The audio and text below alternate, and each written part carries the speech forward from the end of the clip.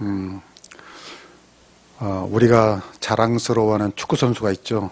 세계적인 선수, 손흥민 선수가 있습니다. 그런데 이 선수가 시합하기 전에 그라운드에서 기도하는 장면이 몇 번 포착이 됐어요. 그래서 사람들이 궁금했습니다.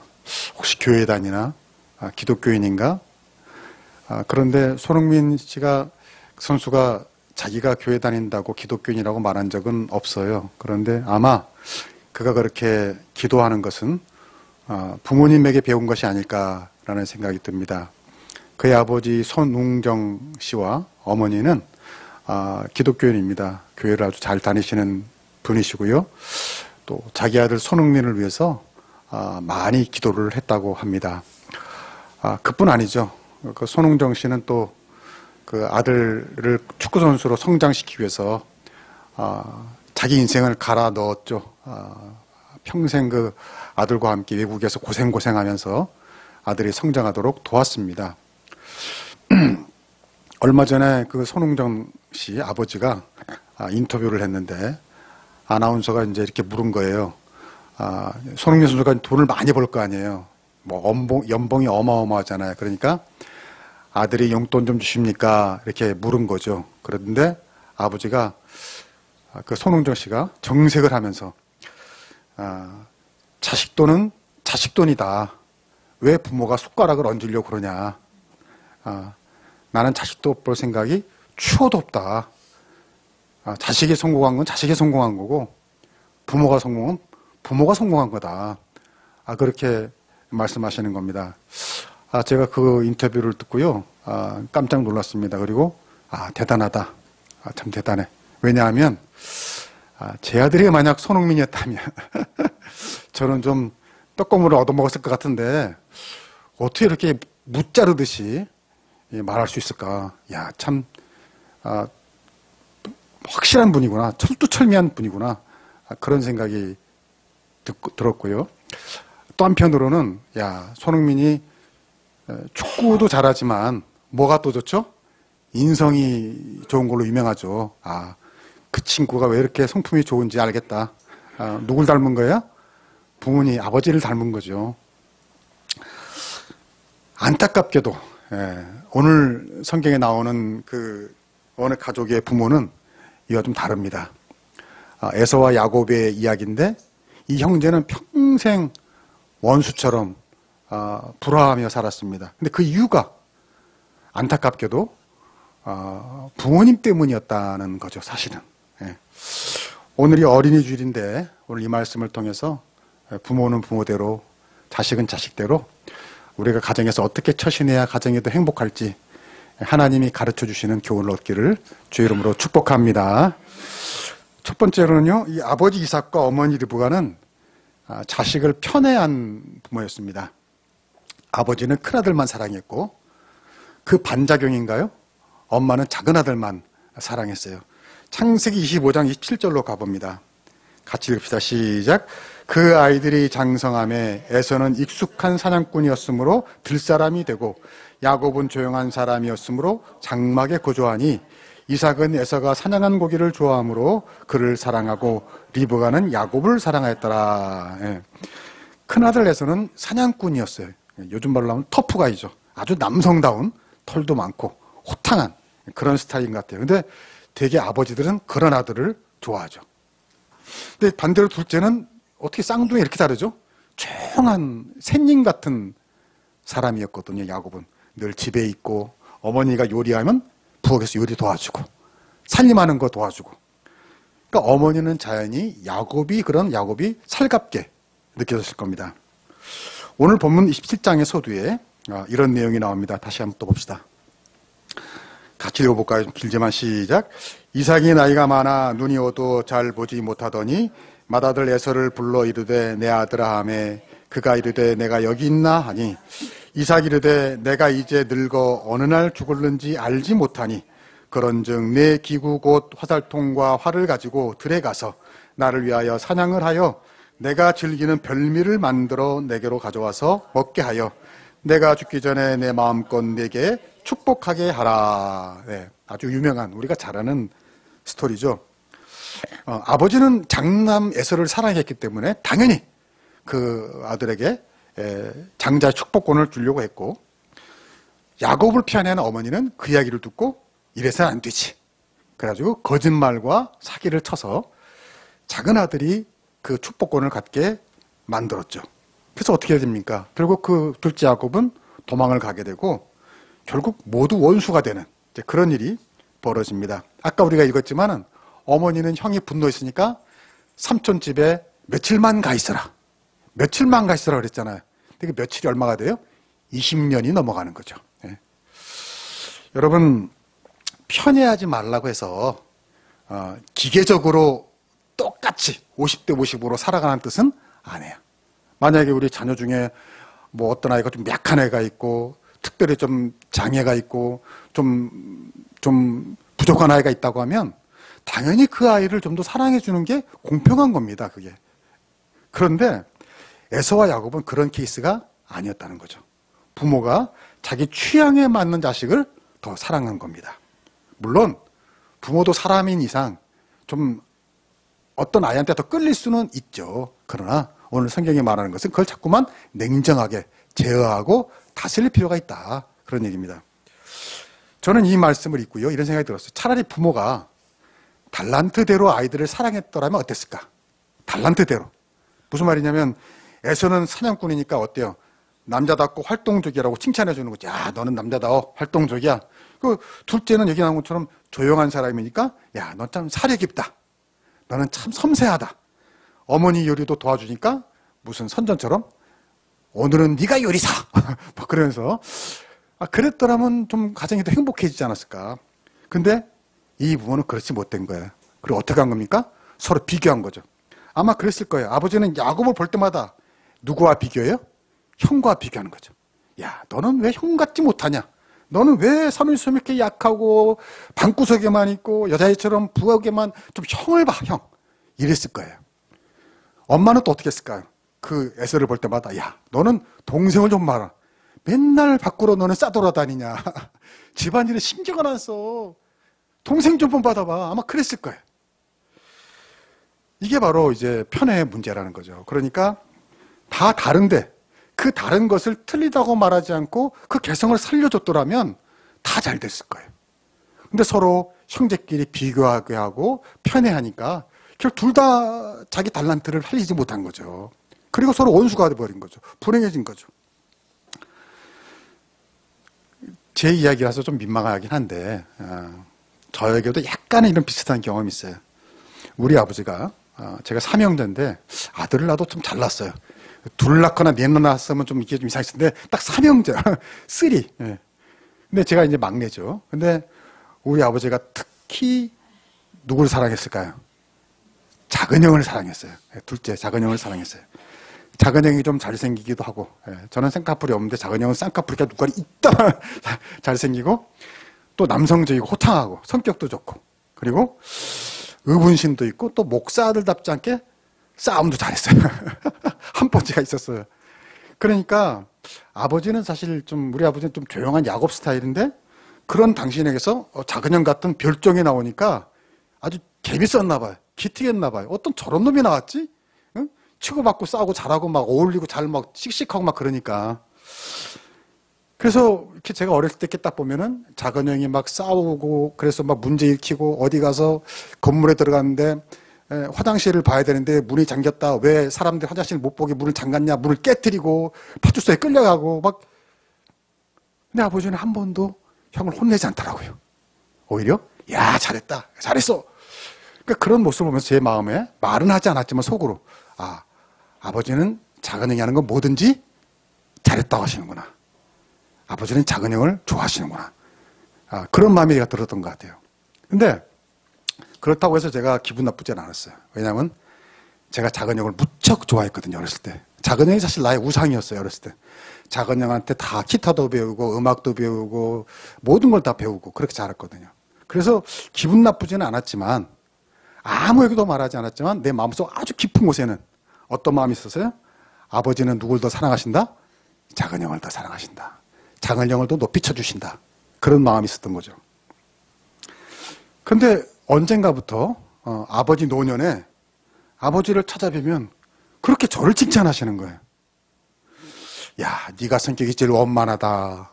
네가 참 성격이 제일 좋아. 아들 중에 네가 성격이 제일 아주 원만해. 제일 좋아. 내 입으로 말하기 참 민망해요. 그리고 맨날 그러는 거예요. 야, 네가 아들 셋 중에 설교를 제일 잘한다. 야, 어머니도 그러더라. 네가 내 젊었을 때 설교를 내가 똑같이 한다고 막 그러시는 거예요. 그리고는요, 또 나를 찾아가 뵐 때마다 그렇게 애정 표현을 해서 나한테, 야, 난 네가 제일 좋다. 아, 내가 너를 좋다. 우리 애들도 아마 들었을 거예요. 그렇게 나를 사랑한다. 내가 너 얼마나 사랑하는지 그렇게 말씀하시는 거예요. 모르겠어요. 다른 형들한테도 그랬는지는 모르지만, 예. 근데요, 정말 아버지의 그 칭찬에, 아버지의 그 표현에 내 마음이 풀린 겁니다. 물론 아무에게도 이런 말을 하지 않아서 나 속으로만 아주 깊은 마음속에 아주 캄캄한 곳에 조금 있었던 곳이었지만은 그게 이렇게 어느 날 스르르 녹더라고요. 그래서 아버지와 있었던 아주 조그만한 것의 어떤 흠도 깨끗이 사라지고, 예, 깨끗이 사라지고 아주 편하고 아버지가 더 사랑스러워지고 더 좋고 더 안아주고 싶고 더 좋은 관계가 되더라는 거죠. 여러분, 무슨 얘기입니까? 지금이라도 늦지 않았다는 거죠. 혹시라도 내 자녀 중에 본의 아니게 누굴 좀 더 사랑했고 덜 사랑한 것이 있더라면 그 상대적 박탈감을 조금이라도 느꼈을 그 아이에게 사랑한다고, 네가 최고라고, 난 네가 너무 좋다고 표현할 수 있길 주 이름으로 축복합니다. 표현해야 된다는 거죠. 아무리 마음속에 있어도 표현하지 않으면 아무 의미가 없다는 거예요. 또 자식이나 가족 중에서 집안에서 가장 고생하고 수고한 자녀가 있다면, 왜 집집마다 그렇잖아요. 고생한 자녀가 있잖아요. 그러면 우리가 알아줘야 됩니다. 인정해줘야 됩니다. 어떤 글에 보니까 사람들은 가까이 있는 사람보다는 가까이 있는 사람은 소중한 줄을 모른다 하면서 이분 이런 얘기를 썼더라고요. 같이 사는 큰 며느리보다 가끔 와서 용돈 봉투 내밀고 한두 시간 있다가 돌아가는 작은 며느리가 더 이쁘게 보일 수가 있다 이거예요. 왜냐? 큰 며느리는 늘 같이 사니까 그냥 당연하게 여겨지고 작은 며느리는 어쩌다 하는 것은 기특하게 여겨진다. 잔치집에 가면 손에 물 한 방울 안 묻히면서 손님들 사이 누비면서 많이 드세요, 많이 드세요, 많이 드세요 하는 사람이 있는가 하면 하루 종일 저 부엌에서 밥하느라 설거지하느라 시간 보내는 사람도 있다. 그런데 칭찬은 누가 받는 거예요? 안녕하세요, 많이 드세요. 그 사람이 다 받는다는 거죠. 예. 물론 여러분 앞에 나서서 안녕하세요, 많이 드세요 하는 사람도 있어야 되죠. 하지만 보이지 않는 곳에서 수고하는 사람도 잊지 말아야 된다. 모두가 정당한 수고와 대가와 인정을 받을 수 있도록 해주는 것이 누구다? 부모의 역할이고 어른의 역할이다 라는 겁니다. 가족이라고 해서 또 같이 산다고 해서 소중하거나 감사한 줄을 모르거나 정당한 칭찬과 위로에 무관심하게 되면 오늘 성경에 나오는 야곱과 이삭과 리브가처럼 그 형제들 간에 불화를 일으키는 그런 부모가 될 수도 있다. 깊이 생각해야 된다는 겁니다. 두 번째로 에서와 야곱 형제가 불화하고 불행하게 된 건 부모의 눈이 어두워졌기 때문이다라는 겁니다. 우리 1절을 한번 보겠습니다. 시작. 이삭이 나이가 많아 눈이 1절. 시작.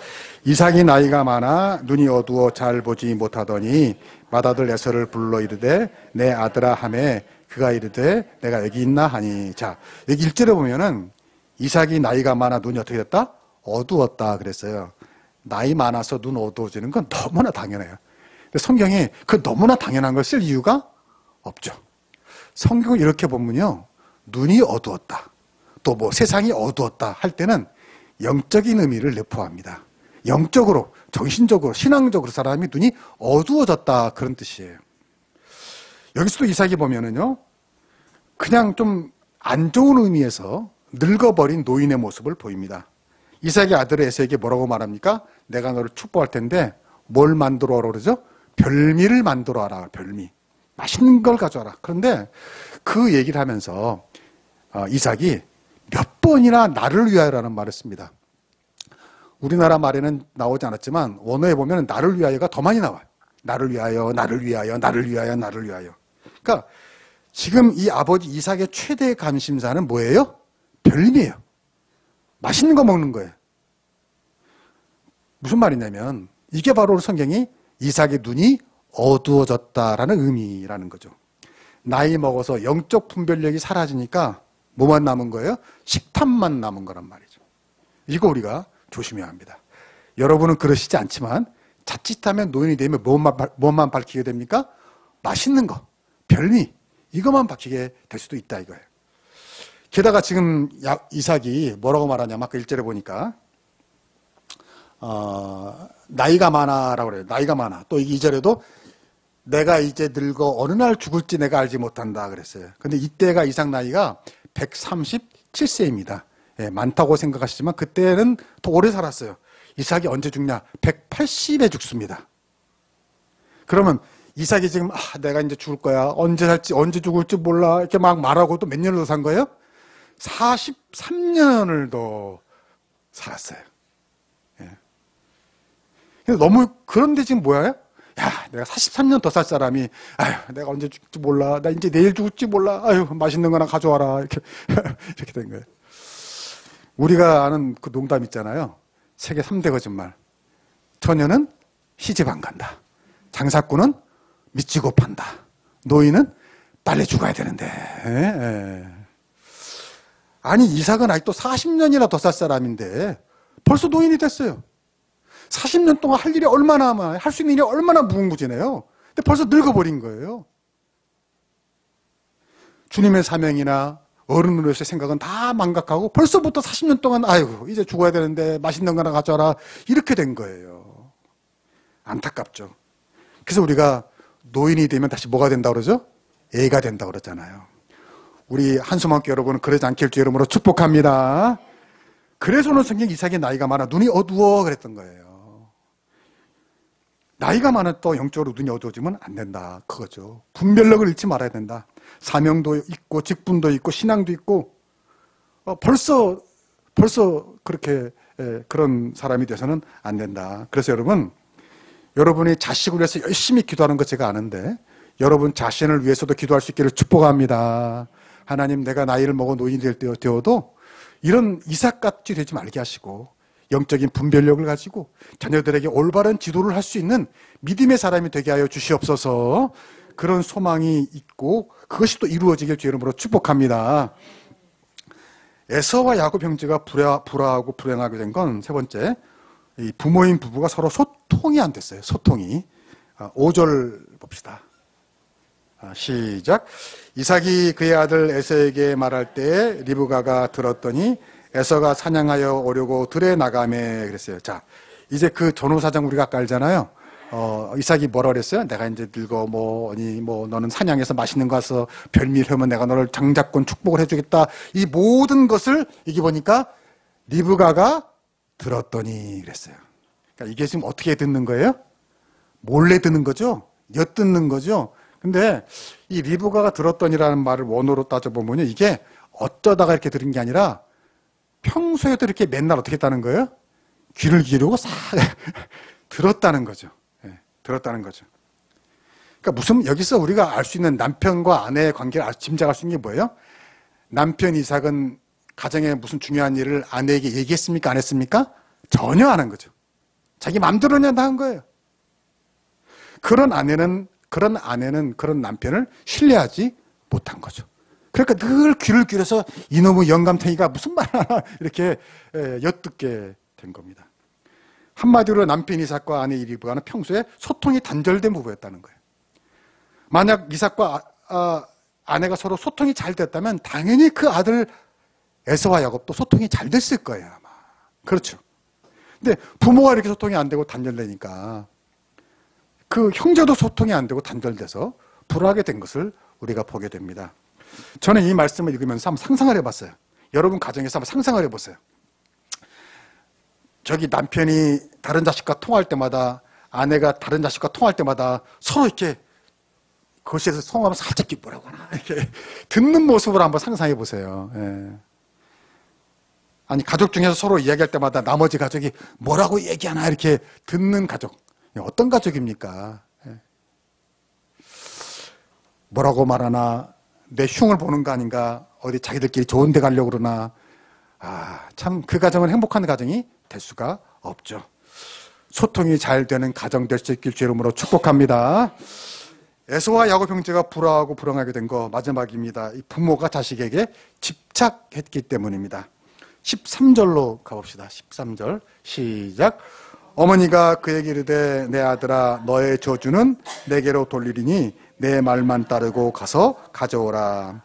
리브가가 남편 얘기한 걸 엿들었어요. 그리고 지금 저 영감탱이가 에서를 맛있는 거 가져오면 축복 장자권을 주려고 저러는구나. 그럼 안 되지 하고 어머니가 생각했습니다. 그래서 야곱을 불러줘. 야곱아 네가 가서 염소새끼 2마리를 가져오면 내가 좀 맛있게 음식을 만들어 줄 테니 그걸 가지고 아버지에게 가서 네가 형인 척하고 축복을 받아라 이렇게 한 거예요. 근데 알다시피 야곱은 샌님 같은 사람이었잖아요. 그러니까 그런 용기가 있어요 없어요? 없죠. 그런 감력이 없죠. 그러니까 야곱이 엄마 나 그렇게 못해요. 그러다가 아버지가 형인 줄 알면 또 괜히 만지는데 형은 털도 많은데 난 미끈미끈한데 들키면 나 죽어야 안 돼요 막 그런 거예요. 그러니까 어머니가 뭐라는 거야? 야 너는 내 말대로 해. 이걸 해서 저주를 받으면 저주는 내가 받을게. 복은 네가 받아. 이렇게 된 거예요. 그러니까 어마어마한 어머니의 사랑이죠.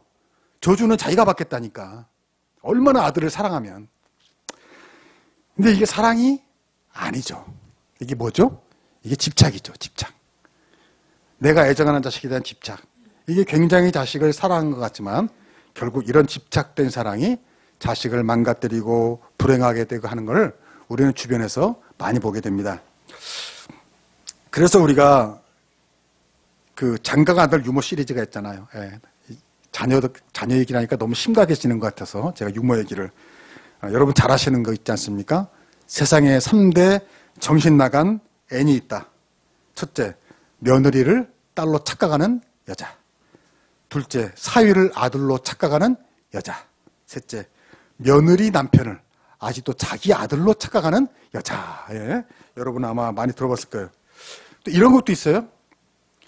잘난 아들은 국가의 아들이고 돈 잘 버는 아들은 사돈의 아들이고 빚진 아들은 내 아들이다. 이런 이런 유머도 있어요. 이건 제가 처음 봤는데 아들은 사춘기가 되면 남남이 되고 군대 가면 손님이 되고 장가 가면 사돈이 된다. 이런 얘기도 있어요. 그러니까 귀한 아드님이 계신 부모님들도 기분 나쁠 수 있지만 여러분 제가 이 얘기를 하고 싶어서 한 겁니다. 잘 생각해 보세요. 여러분 아마 이런 유머들 한두 번 들어봤을 거예요. 근데 왜 아들에 대해서만 이런 유머가 있지? 그렇잖아요. 아들에 대해서만 이런 비슷한 유머들이 많잖아요. 왜 그럴까요? 그 이유가 이겁니다. 아들과 딸 중에서 되게 어느 쪽에 더 집착합니까? 아들에게 집착하죠. 그래서 이런 얘기가 나오는 겁니다. 딸에게는 별로 집착을 안 해요. 별로 크게 관심을 안 둬요. 기대를 안 해요. 그러니까 나중에도 관계가 좋아지다라는 거죠. 근데 아들은 집착을 하니까 그 집착 때문에 더 상처를 받고 고통을 당하고 실망을 하고 아프게 되더라는 거예요. 여러분 오늘 성경이 말하는 게 그겁니다. 집착하지 마라. 성경에서 우상을 숭배하지 말라는 건 여기도 적용이 돼요. 자식이 아들이 우상이 되게 하지 말라는 거죠. 왜? 우상이 되면 나도 불행해지고 자식도 불행해진다는 거예요. 누가 그러시더라고요. 돈을 사랑하지만 돈이 없어도 살 수 있어야 돈이 있든 없든 지금 행복하게 살 수 있다는 거예요. 아내도 그렇대요. 아내를 사랑하지만 아내 없이도 살 수 있어야 지금 아내와 행복하게 살 수 있다. 좀 많은 생각을 하게 하지 않습니까? 자식도 그렇대요. 자식을 사랑하지만 자식이 없어도 살 수 있어야 지금 자식과도 행복하게 살 수가 있다. 신앙이라는 게 뭐냐? 성경에서 왜 우상 숭배하지 말라고 하냐? 모든 것에 사랑이 집착이 되지 않도록 절제하라는 겁니다. 그래야 행복하다. 그 집착이 사람이든 물질이든 취미든 우상이 되면 불행해진다. 자, 오늘 결론입니다. 결국 아버지 이삭과 어머니 리브가 이런 잘못된 부모의 모습, 나이를 먹으면서 영안이 어두워지고 전혀 믿음의 사람답지 않은 모습을 보이면서 에서와 야곱뿐만 아니라 부모인 자기들도 이후 20년 가까이를 불행하게 지냅니다. 가장 좋은 시절 아닙니까, 그때가. 근데 그 좋은 시절을 잊어버려요. 아까 제가 같이 읽었잖아요. 엄마가 야곱을 떠나보내면서 야, 며칠만 있다가 와 그랬는데 며칠이 몇 년이 됐어요? 20년이 된 거죠. 그러니까 얼마나 씁쓸한 이야기입니까? 얼마나 안타까운 이야기예요. 인생의 가장 행복한 시절을 다 잃어버린 겁니다. 이런 우스개 이야기가 있더라고요. 제목이 뭐냐? 논산훈련소 주변이 깨끗한 이유. 예, 아실 수도 있어요. 내용이 이렇습니다. 지난주에 친구가 군대에 입대해서 논산훈련소에 갔다 왔다. 정말 너무나 깨끗했다. 아니, 그렇게 사람이 많은데, 그렇잖아요. 얼마나 사람이 많아요. 그렇게 사람이 많은데 어떻게 이렇게 깨끗할까? 꽁초 하나, 휴지 하나, 땅에 하나도 없었다. 난 너무 신기했다. 돌아오면서 편말을 보고 그 이유를 알았다. 편말에 이렇게 써 있었다. 쓰레기를 버리지 마시오. 쓰레기를 버리면 당신 자식이 청소를 해야 됩니다. 이렇게 했다고요. 당신 자식이 청소를 해야 한다. 그러니까 그걸 보는 부모마다 무슨 마음이 들어요?